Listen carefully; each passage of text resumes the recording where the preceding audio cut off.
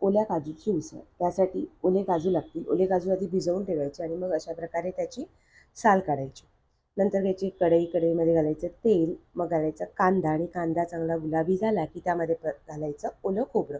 ओलं खोबरं छान परतवायचं आणि मग अशा प्रकारे त्याला बाजूला घ्यायचं आणि त्याच्यामध्ये मध्ये घालायचं तेल आणि खडे मसाले.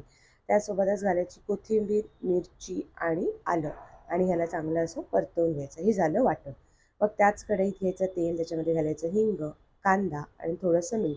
मीठ घातल्यामुळे कांदा पटकन भाजला जातो. मग घालायचा टॅमॅटो. टॅमॅटो चांगला परतवून घ्यायचा. मग त्याच्यामध्ये घालायची हळद, मालवणी मसाला आणि ह्याला चांगलं परतवून घ्यायचं. मग घालायचे मटार आणि त्यासोबतच सोललेले ओले काजू. मग त्याला परतवून घ्यायचं आणि घालायचं पाणी आणि ह्याला चांगली उकळी आणायची. मग त्याच्यामध्ये ठेवायचं झाकण. आता जे वाटण थंड झालं आहे त्याला मिक्सरमध्ये वाटून घ्यायचं. एकदम छानसं बारीक असं वाटायचं आणि मग हे वाटण त्या भाजीमध्ये घालायचं आणि त्याला चांगलं 5-10 मिनटं उकळवायचं.